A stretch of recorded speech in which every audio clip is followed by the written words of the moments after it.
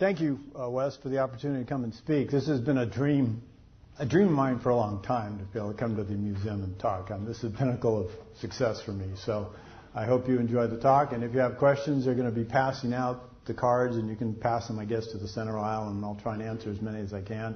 And the ones I don't like, I just won't answer. So, okay. So let's see if this is all going to work. So, Titan II, the few and the powerful. There are only 54 Titan IIs and 3 wings, and I'll go over which wings had them in the cities they surrounded. So out of 1,054 missiles, that's not very much. So that's the few. The powerful is that the 54 missiles on deployment carried about 25% of the megatonnage of the weapons of the land-based cruise missiles, and over 10% of the total megatonnage that was able to be targeted against the enemy. So they were the powerful part. And we're going to be going through a little bit about what it meant to target a silo and a little bit of the history of why Titan was actually ever put into service. One of the things I did as a researcher was try and collect as many photographs as I could. And while it may be obvious that each one would be easily identified, it's not really true because some of them are reversed. Sometimes they're in black and white, and the color isn't useful. In this case, and actually in all cases, they all have a very distinctive fingerprint with the exhaust plume. And so I was able to quickly identify this as the B-52 airframe. It was launched from the 395-C at Vandenberg Air Force Base by the 381st Strategic Missile Wing on 7 August 1975. An interesting thing is the Air Force doesn't really have, on each launch they were supposed to have a unique photograph of the missile on the cover of the launch report, and often they used one missile for all their launch reports. So trying to collect all of the airframe photographs has turned out to be impossible, but maybe that's not the most important thing on the planet. Okay, here's what we're going to talk about. Why Titan I and Titan II, the site considerations, construction, targeting of Titan II, and this is the museum. If you've been, how many people here have been to the Titan Missile Museum? All right. Okay, the rest of you, shame on you. You have to go. And if you let me know, I'll give you my email at the end of the talk. I'll give you your own personal tour. My record's 5 hours in the silo, so I won't do that to you, but it's possible to spend that much time. And then Titan II target coverage. What did Titan II actually target over in the Soviet Union? And then a little bit about the end of the era of Titan II. So why Titan I and Titan II? Well, Atlas was the mainstay for a while, and then they came up with the idea, General Schriever came up with the idea that Atlas, they needed competition, because if you just had a single source building a missile, they could start doing things their way and not really worrying about cost. So one of the many reasons was they needed competition. So they had Martin Marietta at the time bid and got the contract for Titan I, which was a true two-stage missile. Back when they built Atlas, they didn't know if they could actually stage at altitude, whether the engine would successfully ignite. So the people at Martin demonstrated that could happen. So this is a true two-stage missile. It's approximately 98 feet tall. The range was the same as Titan II.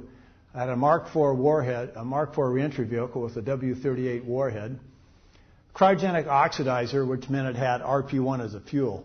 So they had to fuel this, and they had to raise it to the surface and put the oxidizer in it. So that was one of the drawbacks, just like with Atlas. This was only silo lift. Atlas had on the pad, they had the coffin, they had the buried coffin, and they had silo lift. In each case, it took additional time to load the propellant, and that meant they were exposed for that much more time to enemy attack. So they were only deployed, 54 were deployed from 62 to 65, so 3 years. That's a lot of money spent for little deployment. And, in hindsight, you could say that was a waste of money. I tried to write my book, and I tried to talk about Titan from a there and then standpoint, because hindsight's a wonderful thing.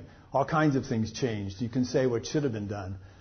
At the moment, you don't have that foresight. So we moved to Titan II. This is a B-69. I don't remember the date. Actually, I think later on I do discuss the date. It's 108 feet tall, range of same 5,500 miles. If you read some of the learned documents, they talk about ranges in the 9,000-mile range. Well, they tried to launch a Titan II with a Mark IV warhead. It was built to actually handle the Mark IV reentry vehicle like on Titan I. And that would have had a range. It would have taken it over South Africa and into the Indian Ocean. But it didn't make it. They had a stage 2 failure. The operational range, the range that the Air Force used in their calculations, was 5,500 nautical miles. It had hypergolic propellant. That means they ignite on contact. So you didn't have to have any kind of an ignition system. They could be stored for years and years and years, and they were, and several of the airframes stored for many years. And so you didn't have to raise them to the surface to fuel them. The countdown was very short. So basically, hidden in a silo, protected from nearby blast, these were an almost instantaneous response versus the Atlas and the Titan I. 54 were deployed, and that was from 63 to 86. They were meant to be deployed for between 7 and 10 years and then phased out. But they carried such a large warhead and carried so much of the relative megatonnage of the triad that they were kept in the program for many, many years. And we'll discuss, when I talk about the end of the era, we'll talk about some reasons why they were removed from service. So, where do you sight a missile? I had the opportunity to talk to Senator Goldwater many years ago and asked him about sighting, were there political considerations. And he said there weren't, but I mean, I've got to believe that with the millions of dollars spent on sighting these things, it didn't hurt to have Senator Goldwater on your side of the fence wanting the missiles in Arizona. Plus, they had to be near a SAC base, so Davis-Monthan, Little Rock Air Force Base, McConnell Air Force Base in Wichita and Little Rock in Arkansas, existing SAC base, so no problem there. Existing railroad infrastructure. This was a very intensive building program, so you had to have in place already the infrastructure. I don't know how many of you have been to the Tucson area, let alone to the museum, but Wilcox, which is a very small town about an hour and a half east of Tucson, wanted the base because there's absolutely nobody out there. But they had no infrastructure, so they didn't get it. And then, nor did they have a nearby SAC base. Readily available skilled workers. You think, well, we can find the workers we need. Well, you needed thousands of workers, and they had to be pretty well skilled. So L.A., the coast of California, had a lot of available workers, welders, concrete, stuff like that. So that was good for the Tucson area. Suitable soil conditions. Some of the silos did have water incursion problems, but for the most part, in the Tucson area, the sites were easy to dig. In Little Rock, they had to actually do hard rock drilling, and some of the sites took much longer to build than others. Away from coastal regions, actually the facility that Martin Marietta had to promise to move their Titan II fabrication facilities into the center of the country, into the Denver area, because they were worried about submarine missile attack. So the sites had to be away from the coastal regions. Population and flight path. Obviously, when these things take off, in my opinion, it's World War III. So I think the least thing you have to worry about is an airframe, first stage, exhausted, falling down on your house. But they did worry about that, and so you had to have the flight path be appropriate. And for the Tucson missiles, the Davis-Monthan missiles, the flight path was out over the Catalinas. So it actually went over most of Tucson. But at that time, there wasn't much of Tucson. So then political considerations I mentioned at the beginning with Senator Goldwater. So one of the fascinating things I found, everybody knows about the 3 wings at 18 missiles apiece, Davis-Monthan in Tucson, Little Rock in Little Rock, Arkansas, and McConnell in Wichita. But they don't know that for a while, missiles were on alert at the Titan silos at Vandenberg. Now, for some reason, most maps, north points upwards. In this case, there's north. So this is the coast of California. And they had one site that was virtually on the beach, and then B and C were up out of the water table. So these 3 silos, at some point in a two-year period, were not only used for the test launches of the missile, but were used actually on alert. Then we have Little Rock, Arkansas. All the missiles are arrayed north of the city. Here's the base itself. Here's Little Rock, and then these are the 18 silos. They were in 2 squadrons of 9 missiles apiece. This is McConnell.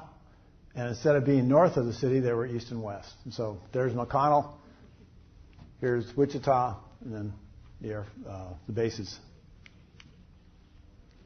And here's Davis-Monthan.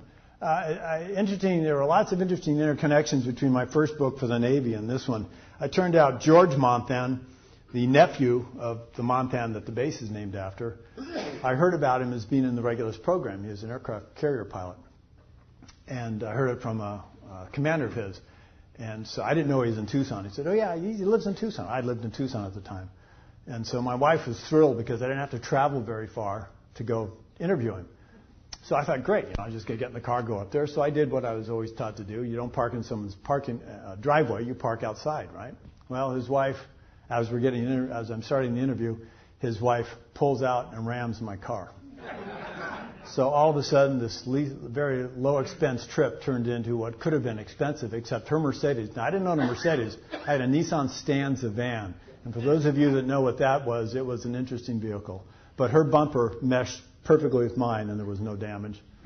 So, but an interesting relationship between the two books. Couldn't be much different between a Navy missile and an Air Force missile.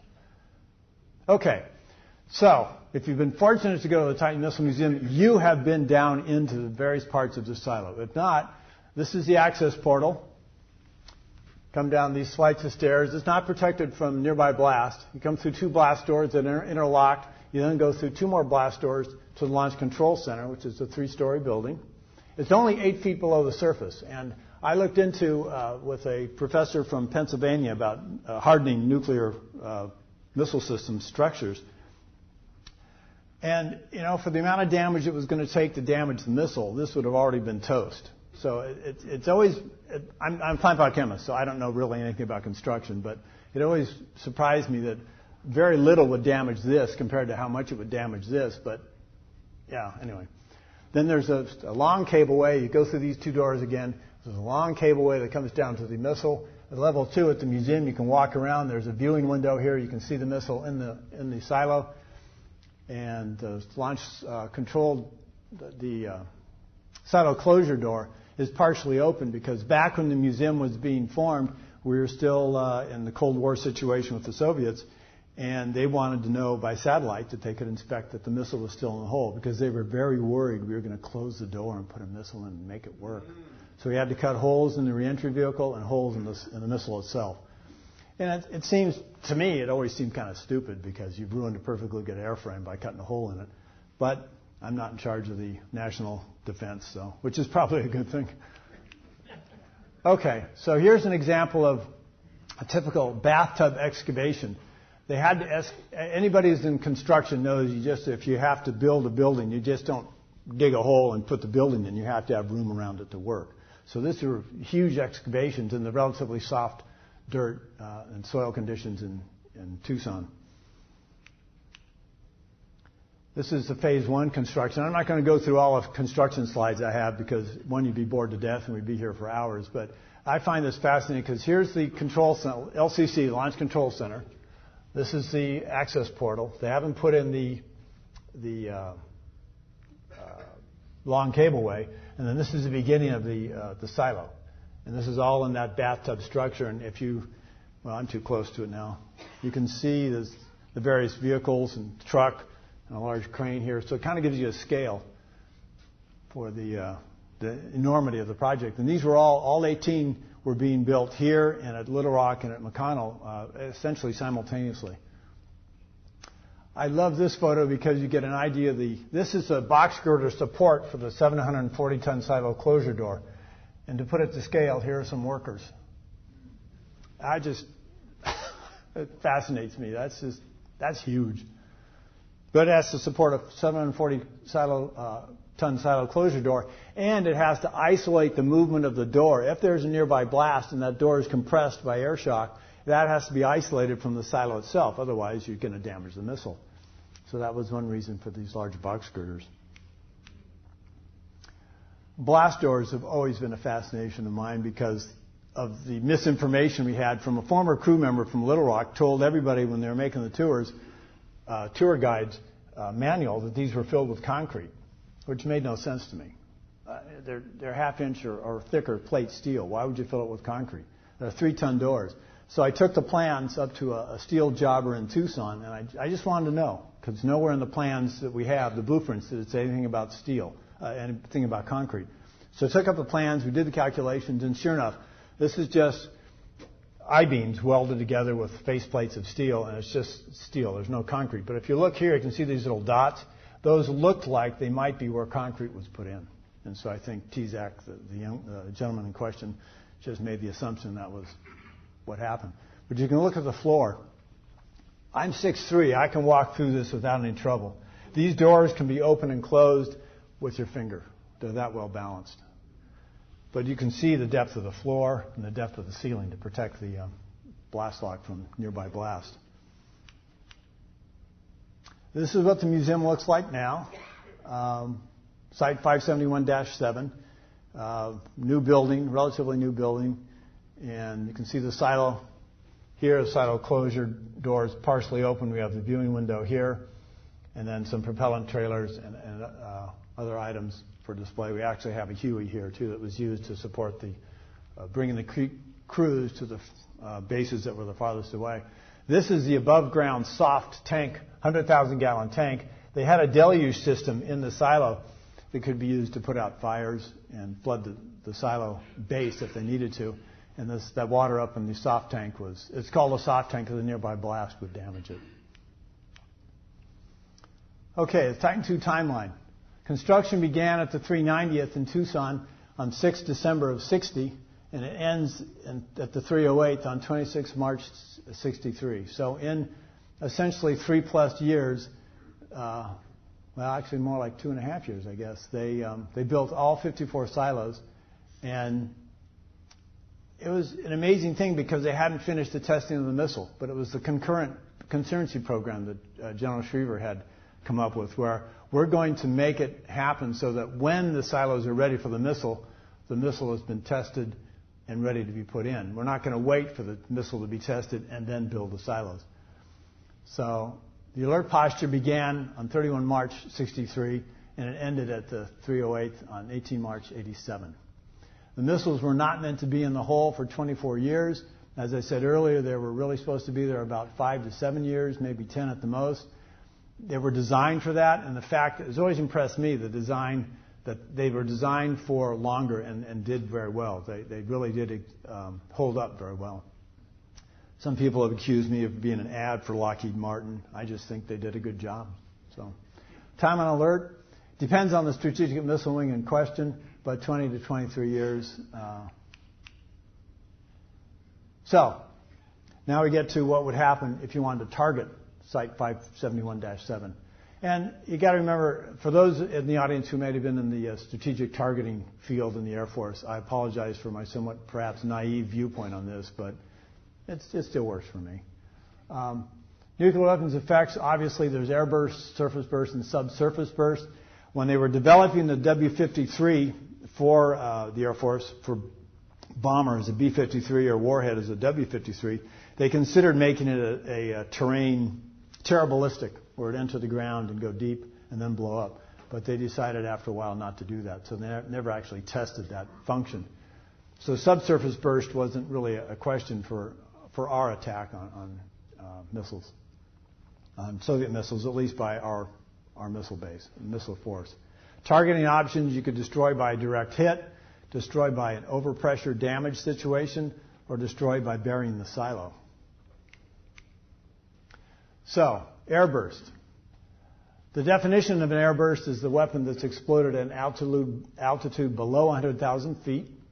The fireball at maximum brilliance does not touch the surface.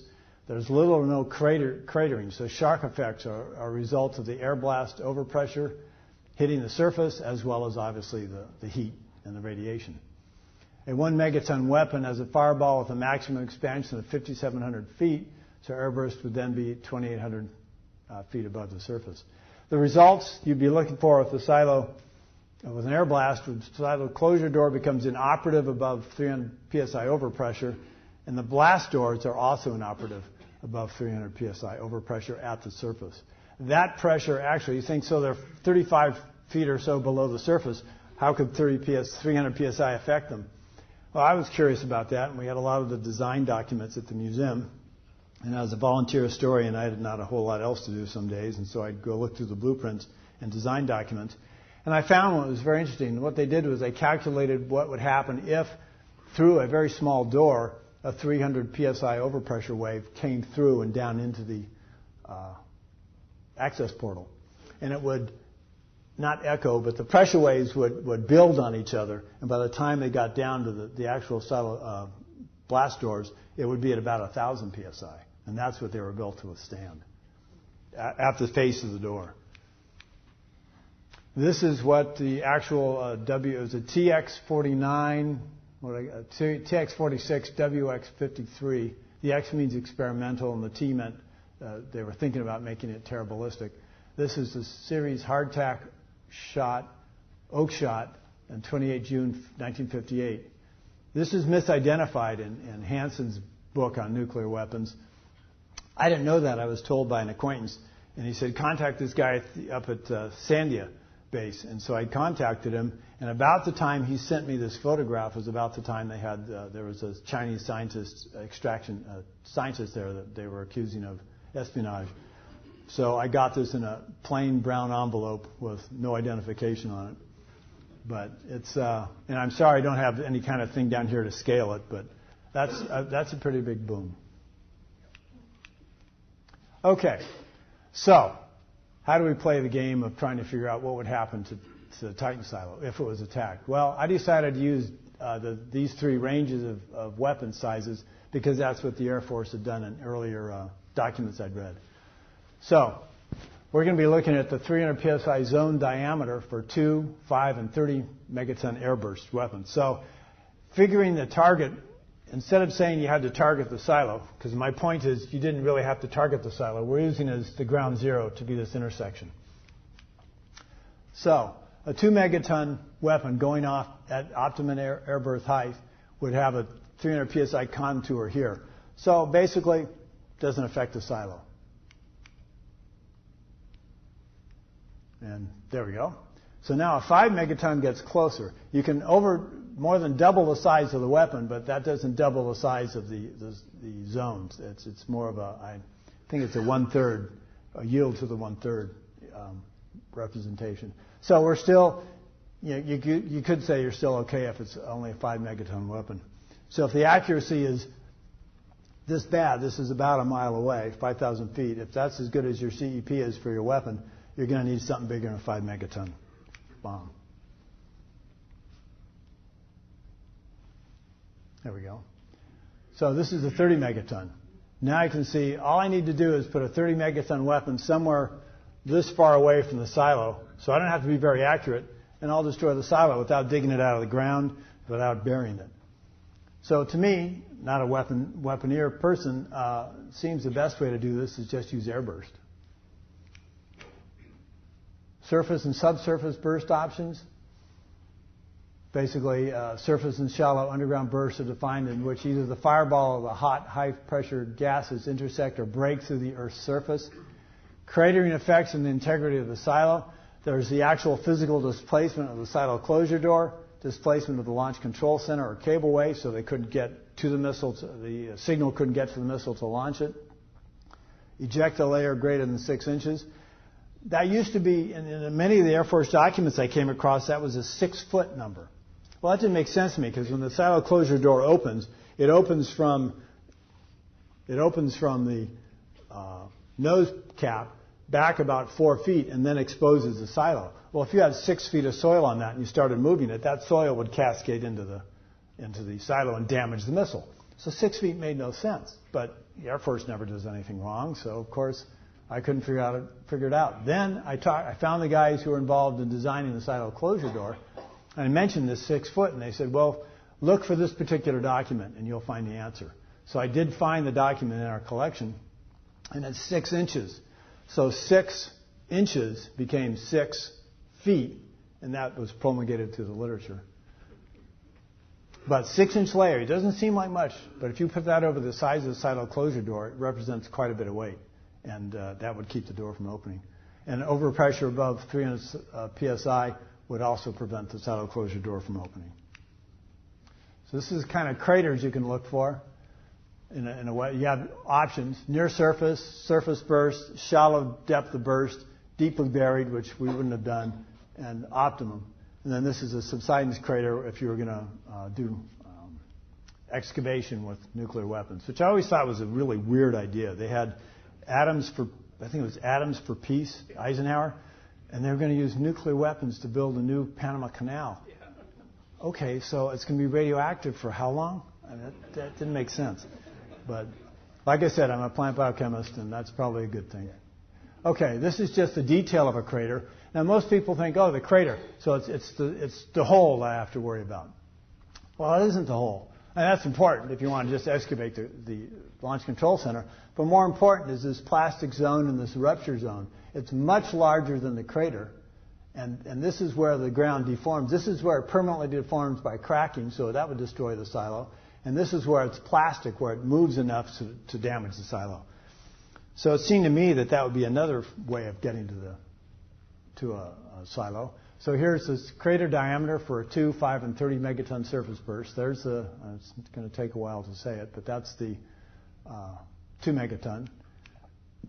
Well, there we go. And there's the 5 megaton. And there's the 30 megaton. So cratering, you're going to have to be pretty accurate to get the actual crater to excavate the Launch Control Center of the silo. So, okay, what was the accuracy of the weapons back then? A Titan II had, if you took all the tests together, threw out the missiles that they threw out, as one does with statistics that are considered not valid tests, its accuracy was in the neighborhood of 0.5 to 0.75 nautical mile CEP. The best one was 0.2. And that's right up there with Minuteman. A lot of times the Minuteman people will say, oh, Minuteman was much more accurate. Not really. Minuteman 1. Minuteman 3, oh, yeah, really accurate compared to Titan 2. Okay, so now we go to, well, maybe not. Okay, plastic zone. Now it's getting a little bit bigger. Here's the 2 megaton. Here's the 5 megaton, and there's the 30 megaton. So now the plastic zone is getting close, but it's still not really going to cause damage to the silo. I would imagine by now the silo is in pretty sad shape if the plastic zone is this close.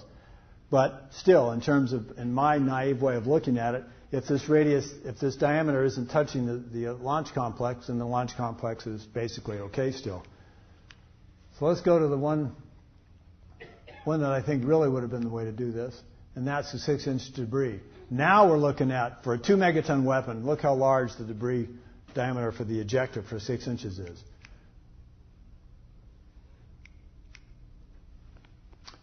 Five megaton, and then here's the 30 megaton. Now, were the Soviets targeting us with 30 megaton weapons? I don't know. But 5 megatons is close enough for government work.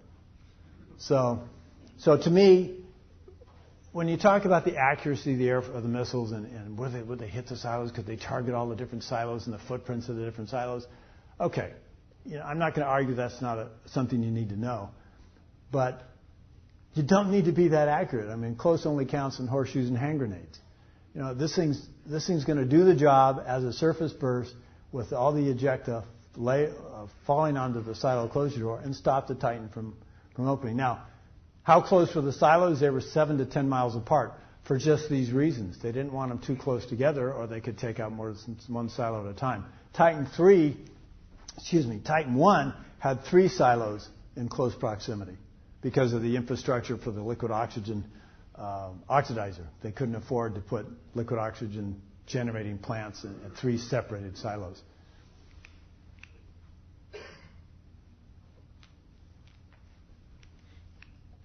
Okay. Not lastly, but almost the last, we have target to target coverage.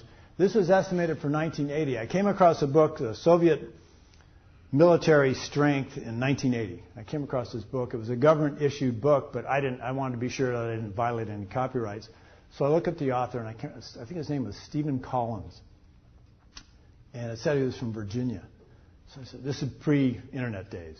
So I said, well, I'll just go and start looking up Stephen Collins around in the Virginia area. And first phone call I made was Stephen Collins, the author, and I said, you don't know me from Adam. I'm writing this book about Titan missiles, and I wanted to use some of your documents. And he said, one, it's a government printing office, so you can use it, but if you'll send me a copy of your book, then that'd be even better. So that was a pretty good deal. So these are reasonable maps. It's the Soviet Union back in the day, and you can see these are the core areas of major industry. Here's Moscow, Leningrad. We got these major areas of industry. That was one thing that would be targeted. And here's at the time, where the different missile bases, the IRBM, MRBM, and the ICBMs were located. So I thought, well, that's great, but how am I going to figure out how far the Titan missiles... I'd have a globe. You can put a piece of string from Tucson and run it over the globe and see where they'd hit, but that's a little hard to put in a book. So I called Cooper Aerial, which is a company I'd worked with before on other projects, and they said, we can't do the map. We can't get our computer program to go over the pole. We're not a targeting company. We're an aerial survey company. But we know a guy who's worked at the U of A that can do this for University of Arizona. So I called him. I told him my problem. He said, oh, David, that's no problem. I said, well, I'll tell you what. I'll give you a tour of the Titan Missile Museum if you do these maps for me. He said, no problem. So he sent me a CD with these maps on it. And the maps, if I printed them out, were this big. Because he's a survey kind of guy, so they have big maps. So I had to shrink them down, but I was able to shrink them down.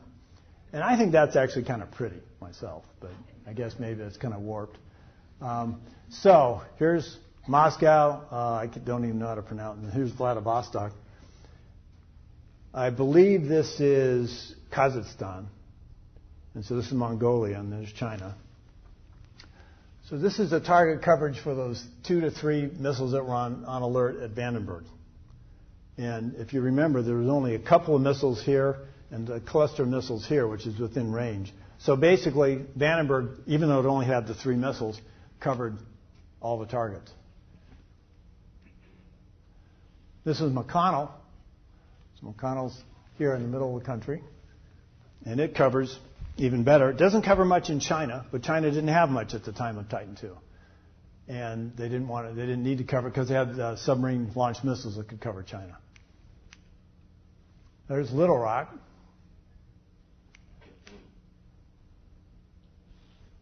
Wait a minute. Did I miss? No, I covered them all. Okay. So now we're just quickly reviewing this again. So we're looking down here at one area. This little blip of land here has a missile-based system, and then in between Caspian and Black Sea, there's another base here. And the core areas again. And so here's the combined coverage. So you put all of them together, and you've covered what we're looking for. Here's the area between the Caspian and Black Sea. That's covered. That little dent down into... maybe that isn't covered. Maybe that was down here. But for the most part, the Titan missiles covered everything in the Soviet Union. Now, obviously, Minuteman did too, and so did the submarine-based missiles. But the point was, Titan carried a large warhead. It was 4 times the size of the one on Titan. Titan II carried a large warhead, 4 times the size of the one on Titan I. I don't usually give the yields. I do believe I have an authoritative source on the yields, but I've never seen it declassified. And I like writing books for the Air Force, so I figured I'd just be safe and say it was a big one. But you can see the coverage was complete. And in the day, that was going to do the job. It was a single large warhead. They never merged it or did anything like that. They talked about it was going to be too expensive, but it was built to be a city buster, and it was admitted to be that way, and that's how nuclear wars fought. Okay, so the end of an era. How am I doing on time? Wow, that's almost perfect. Wow. Okay, end of an era. Strategic Arms Limitation Treaty. A lot of people think the SALT I treaty called for the elimination of Titan II, and it did not. You can read it. It doesn't say anything about Titan II. It just talks about the heavy weapons, the heavy missile, heavy warheads. It implies that you want to get rid of your heavy warheads, but it doesn't say Titan, and that's been hard to drill into the heads of the Titan Missile Museum volunteers. SALT II caused the Titan system to be deactivated. Well, that was in the 70s, and it wasn't deactivated until much later. So what happened between the 70s and the Strategic Modernization Program? Two really nasty accidents. The Rock, Kansas accident was human error. What happened was they didn't put a filter in where they're supposed to, and an O-ring slipped out of that was supposed to seal the filter, slipped out, and got into what's called a poppet valve. I don't know if you know, probably don't know much about valves, but this is a spring-loaded valve that is built to be like a check valve. But if you have a Teflon O-ring for keeping it from closing all the way, you get an oxidizer leak. And so you're supposed to take the valve off slowly, in proper closing, off slowly. You just take a couple of turns, see if it's leaking, take another couple of turns, see if it's leaking. Well, the guys who were doing it were in a hurry, human error, and they just backed the whole thing off and out-gushed this oxidizer. And so it ruined the silo. They did decide to spend money to fix it, and about the time they finished fixing it, they deactivated it. But what they did do for tests with the American satellites, reconnaissance satellites, is they put a big cross at the bottom of the silo because there was no missile in it. And they were actually able to photograph that and verify that they could see the cross indicating there was no missile in the silo. I got a call out of the middle of nowhere, again, pre-internet, about that. And I found the guy who was in charge of the rebuilding of the silo.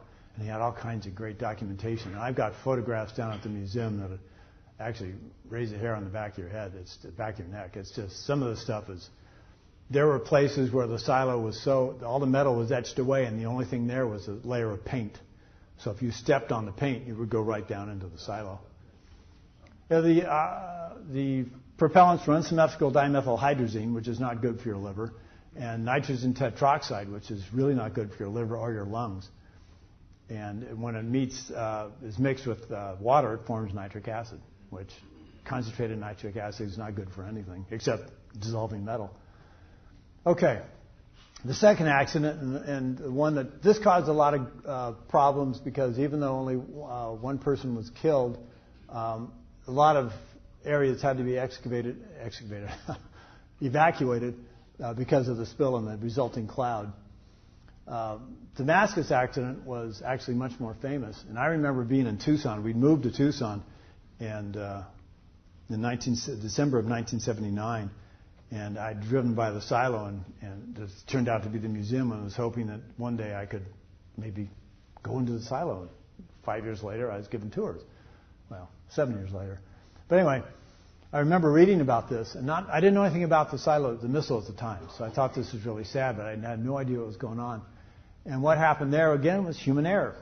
The gentlemen involved were a propellant transfer team.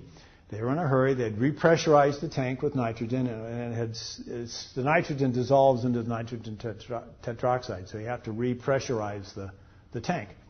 And they did that, and it was still leaking. So they came, and they were getting ready to unscrew the propellant line, and they dropped a 9-pound socket. Now, you know, the 9-pound socket wrench is about this big around. It's just a typical socket for a socket wrench. Well, they were supposed to be attached by lanyard to the individual. So if it dropped, it wouldn't drop all the way to the bottom of the silo, which is what it did. And it bounced. And they did tests later. I talked to the individuals involved in this accident investigation, and they said they dropped more than one socket to see what happened when it hit the launch ring, the thrust mount. And every time they did it, it bounced into the silo and would have caused no damage. What happened there was it hit and bounced into the missile. And the Martin Marietta people figured out to cut a hole about so big. So that's maybe a half an inch on a side, so a quarter-inch square. And that started leaking the UDMH, unsymmetrical dimethylhydrazine. And over the course of time, that heated up and caused eventually an explosion that blew the 740-ton silo closure door off 1,000 feet. The warhead blew the second stage out of the silo, had a warhead on it, but, because what are they? They're nuclear weapons. They have warheads on them. But it had the fail-safe mechanisms in it, and it came nowhere near to detonating. And they found that actually some of the rescue people were walking over the warhead itself. It had shattered. The reentry vehicle had shattered. So you have a W-53, you have a B-53 out on display. That's pretty good size. So you can imagine stepping over that. They thought they were stepping over a hot water heater. So it was hot in a sense. There was no radiation leakage, but I did actually come across a photograph of it. And the actual damaged warhead, if you go to the National Atomic Museum, before they moved it into downtown Albuquerque, the National Atomic Museum was on Kirtland, and just across the street was the Department of Defense Nuclear Agency. And so I knew some people over there, and I said, it'd really be cool if you just let me come in. I'll close my eyes. I just want to look at the warhead from Damascus. And they just laugh and say, doesn't work that way, David. So anyway, okay, so these very high-profile accidents, Senator Dole, I think Daniel Glickman from Kansas, very involved in stirring the nest about getting rid of Titan. And then President Reagan came in and wanted to do the Strategic Force Modernization Program. And if you looked at the treaty, if they got rid of those 54 heavy weapons, they could put 3 submarines with 16 missiles apiece into the force without upsetting any agreement, any treaty. So the Navy's all for that. And the Air Force is thinking, these are getting expensive. People really don't like them anymore. We have other weapon systems coming online. So all this added up to the demise of Titan. So how do you destroy a silo? Well, one way, and if you can, I don't know if you can see, these are tires, automobile tires. They covered the silo with automobile tires after they put in all the explosives, thinking that would contain the explosion. As you can see, it didn't. Not only that, they had to go collect the tires. So I'm told that was quite an event to watch, and you got to see that 18 times around Tucson. Now, what did they end up doing? It's a very interesting thing. You look at this document and you think, oh man, they had to do all this work. Well, they ended up not doing a lot of it because it was just too prohibitive and cost prohibitive, and the Air Force decided that who cared.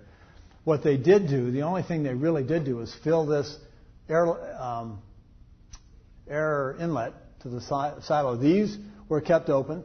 The blast doors were tack welded, and if you know what tack welding means, that basically, depending on who's a tack welder, you can take a crowbar and pop it open, which many people who bought the silos did.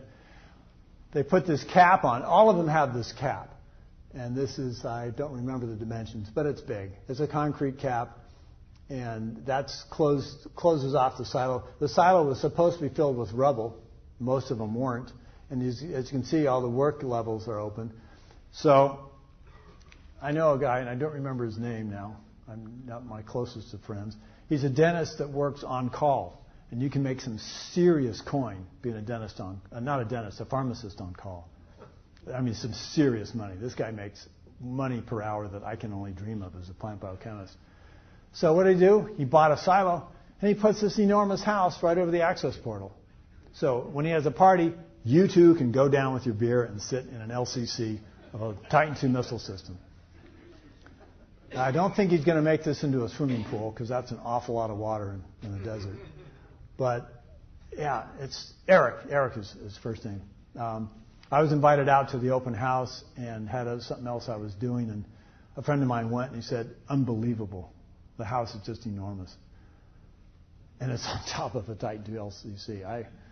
I'm trying to convince my wife to let me buy one of the surplus RVs, but she won't let me do it. So. Okay, so what happened to the airframes? Well, if you count them, there are 39 sitting here. First stage, second stage, engine sets, and RVs. And what they did, so 39, we had 50, by the time you remove the ones for the accidents and the one that were in storage as replacement missiles, we had about 14, 15 left. Well, what the Air Force did is they contracted with Lockheed Martin. Well, I guess it was Lockheed Martin by then. Yeah. And they went through and cherry-picked the best first and second stages and took a total of 14 intact missiles out, put them in storage, and used them to launch satellites. So here are airframes that were built in '63. They're being used to launch satellites in the '80s. Now, granted, they took them out, they refurbished them, so it's not really like they just took them out of the hole and launched a satellite. But I still think it's pretty impressive. And this is what the refurbished missile looked like. They were all launched, I believe, from Vandenberg. And this is SLV, Space Launch Vehicle. Stage 1 of B-56 and Stage 2 of B-98.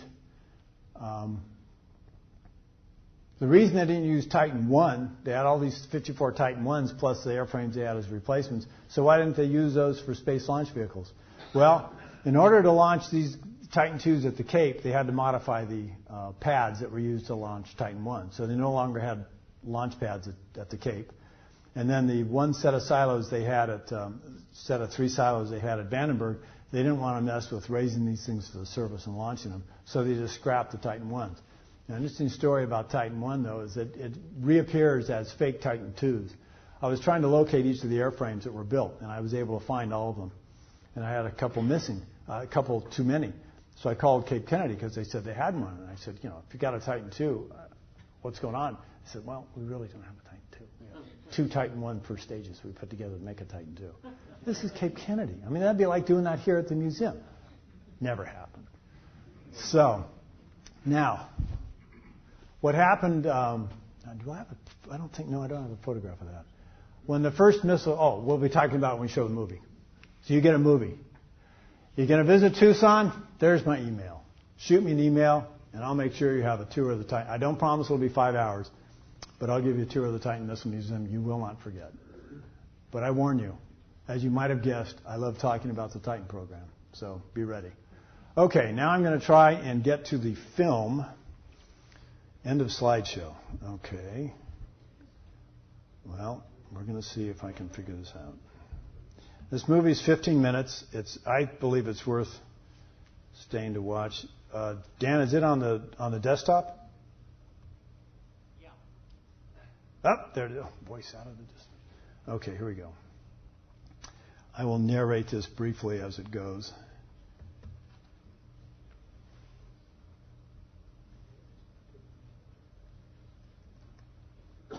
Whoops. Okay, one more time.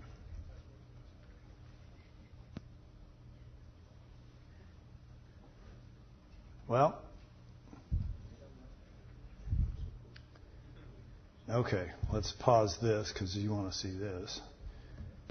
And do I have to turn off PowerPoint? I think I have to turn off PowerPoint. Close all. Close all windows? Because you have one on here.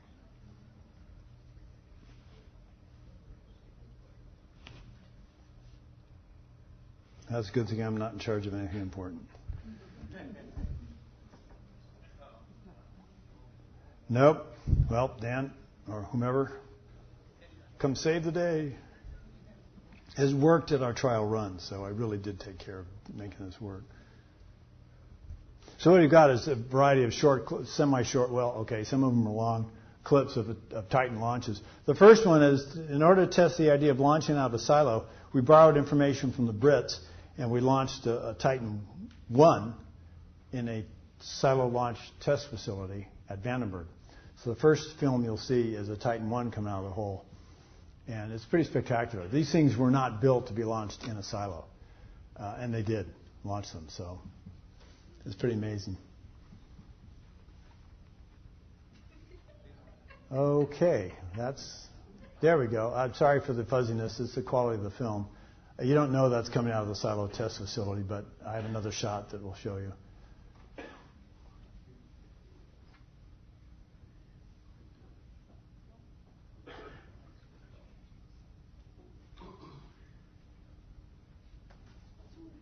Well, something's not.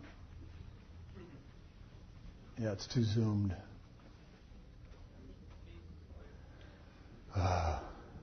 Okay. Can you make it smaller? There, just show that one, yeah. Okay, we'll try it again. Rats.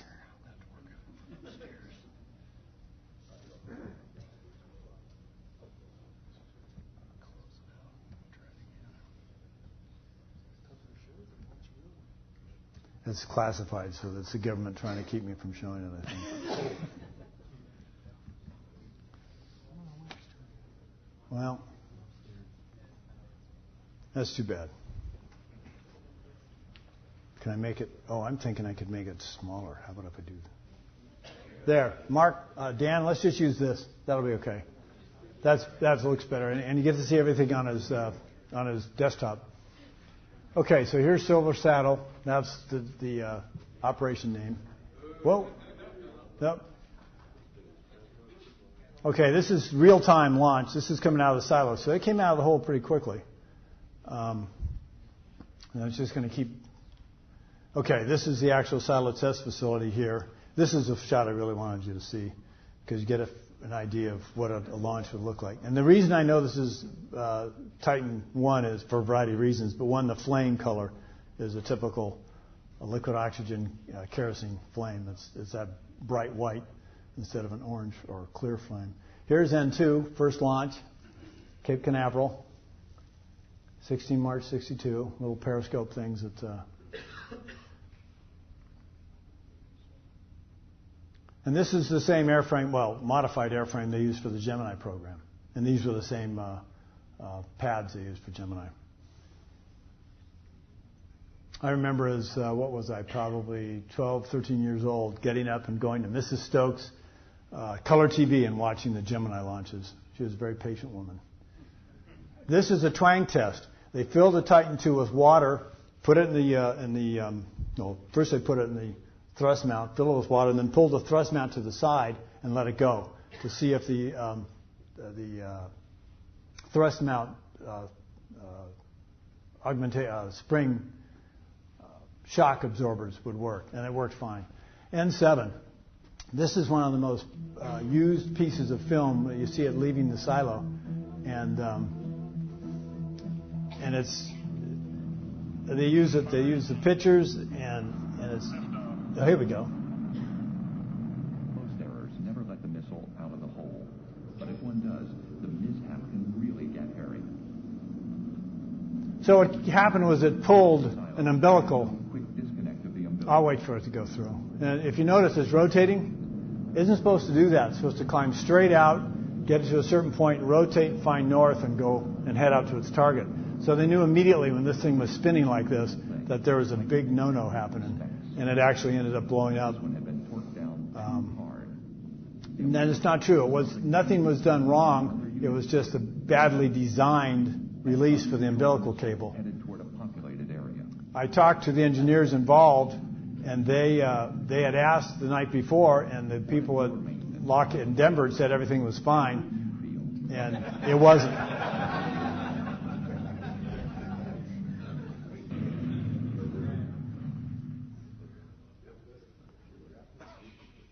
Yeah, it's a BFRC, and I won't tell you what the F stands for, but it's big something red cloud. Okay, N20. I like this one just because it shows the missile trying to save itself. You see a fire in the engine compartment, and the guidance system's trying really hard to keep this flight going, but it's not going to work out. It leans over, and there's a range safety guy, punches the button, and pop, and a BFRC with a big F white cloud. Now here's the second stage. The RV you see is painted white. For some reason they thought that would help with during a launch if a nuclear weapon went off nearby. They did the tests at the test center in Nevada and found that wasn't true, so they stopped painting them white. But the engine bell's broken here, and it's going to come off, and then this opens up, and it tracks it all the way down to the water. So this is a little bit long.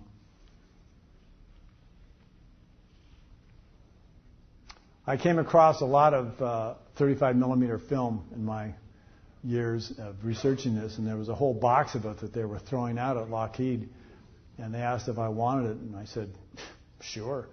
Well, it turns out just before I left for,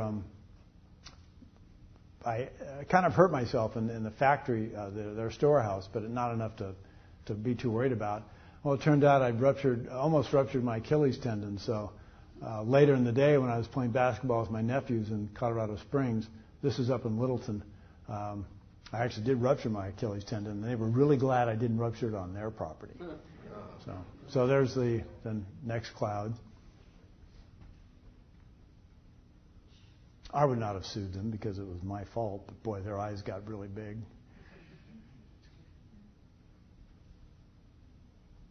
I was very fortunate. I went up to Littleton to do research, one year, and the next year I went up, everything I'd looked at had been put in boxes and stored, and they weren't quite sure where, because the Air Force was tired of paying for storage of stuff that had nothing to do with current systems, which makes sense. But luckily I'd been allowed to photocopy of most of it at no expense because my host had been in charge of the photocopy center at one point.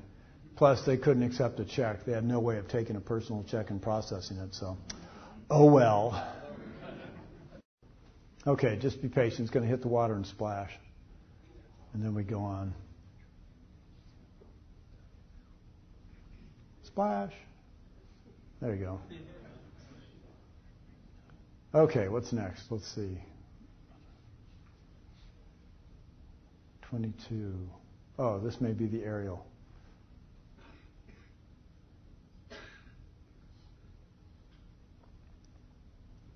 So I think if this is, this is showing down into the silo.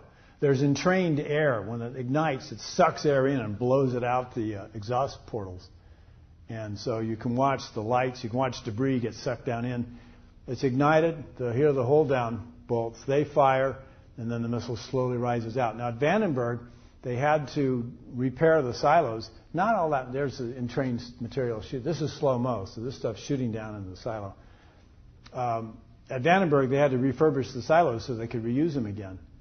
And that actually wasn't difficult. The Soviets had weapons that they could reinstall missiles into, but we never did, at least with Titan. And I don't think they planned to do it with Minuteman. I have versions of this where you can actually see the explosive bolts fire. And I just think this is cool. I'm not sure why, but this is actually physically about the distance between the nose cap of the silo closure door and the silo itself. So as I was saying, if you had a silo closure door with 6 feet of debris and it started to move, you'd have that angle of repose material would slide into the silo and damage it. I'm surprised you can build a camera that can handle getting hosed by a $1,000 flame. Now, when they did these launches early on, you could be actually pretty close. I was invited to a successful launch of the SLV system, and I told them, I'll sign whatever. I want to be up close. And we were miles away. The missile was about this big, and it was cool, but nothing as cool as being right near to it. Okay, now this is real time. That's a launch. That's a real deal. So if this thing's going to launch and come out, that's what's going to happen. Okay, maybe this is the aerial. I have a shot where there's a helicopter looking at, here we are. So some lucky helicopter crew got to sit out there and watch this thing rise up and hope it didn't come toward them. I don't know if anybody saw the movie I think it was called The Day After. It's in the 70s. My wife and I lived in Tucson at the time, and we always figured if something happened, we'd see these plumes, and then we'd run out, get on our roof and lawn chairs and get an atomic tan, and then be gone. So I just never saw the point of, we lived in Northern California near Travis Air Force Base, and everybody's digging those fallout shelters, and it just, even at that age, it occurred to me there wouldn't be a whole lot left. So why would I want to survive it? I guess as an 8-year-old, that's not what you're supposed to be thinking about. But during the Gemini program, they used Phantom jets to fly along, not right next to the missile, but fly up to get pictures for CBS. N25. What's the N25?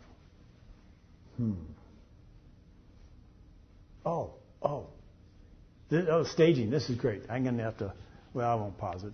Okay, staging. Stage 2, camera looking back to stage 1, trans stage. It blows open. They had to reinforce it to stop that from happening. Then they have a shot coming this way at stage 2 from stage 1. And the stage 2 missile is a Titan 1 second stage. And you'll see that in a minute because I'll point it out. So this is over the Cape, and this is the kind of thing a Gemini astronaut might have seen. This is reentry film. If you look carefully, you can see these. This is the stage 2 and the reentry vehicle right here, and it separates into 2 parts. That's staging separation right there. Yeah, you have to believe me this is happening. But I ran across this, and for the longest time, I had no idea what it could possibly be, and then we finally figured out that's what it had to be. And it makes sense in the timestamp. I think it's pretty cool. I think this is actually from Vandenberg. that they can take a photograph like that. I mean, this is back in the 60s. So, I mean, now it's probably do it with your cell phone. But I thought that was an interceptor. That's a star because it's tracking these two, so the stars are sweeping through the field. I was waiting for that thing to curve over and hit, but it never did. Okay, what's this? N31. Maybe this is the one I was thinking about. No, reentry. Cool. Second stage coming in alongside the first stage, and as you can see, it starts to disintegrate, and the actual debris picks up and takes off. They show this I believe in this film, they show it splashing into the lagoon. When Minutemen were coming into the Eniwetok target area, people would take cover. All of the Titan sites, all the Titan missiles would actually, the RBs hit in the water, so they weren't quite as worried. One Minuteman airframe hit a Navy storage shed. But the Titan II crew still waits for the command to launch. Roger, very good. Captain, this is the 10th day on alert. Think we'll get the word to launch today? Well, this is a no-notice launch, so I expect that's just what we'll get, no notice. Yeah, that's right. The officers did carry sidearms. These guys are up having their box lunch. The the white uniforms were gotten rid of fairly early in the program. I love the music. I think that's really great. Part 2, Foxtrot, Tango. Part 3, Uniform. Break, briefing. Authentication is Bravo.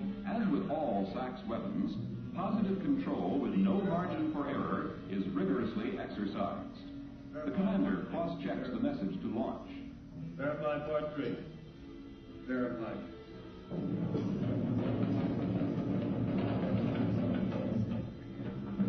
So you have the Deputy Missile Combat Crew Commander here, Deputy Combat Crew Commander here. They're separated so they can't turn the keys at the same time by themselves. Then you have the MSAT and MFT, Missile Facilities Technician, Missile Systems Technician. These are plug valves to shut the various valves that need to be shut in case there's a nearby hit. Launch key turn held. 3, 2, 1. This is the old system. They used to have they moved the console to the front.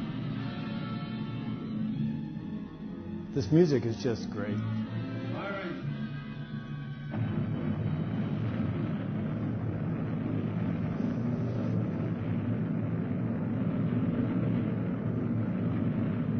That's real time. Lift off. Lift off. Yay!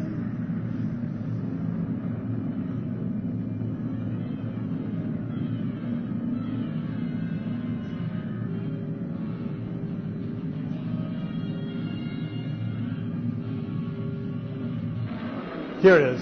Okay, there's the destruction of the inner stage.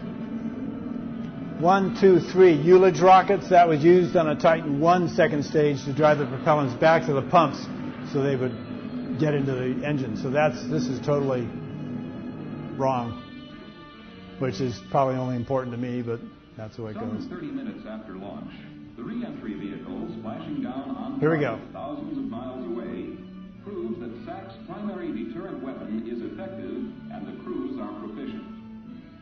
In the future, should these weapons ever be fired in anger, the men and the missiles will be ready.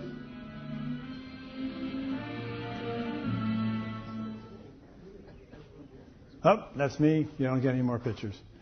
Okay, that's basically my presentation. I really appreciate your patience in listening, and if you have any questions, I guess they were supposed to be passed up, and I'll try and answer them.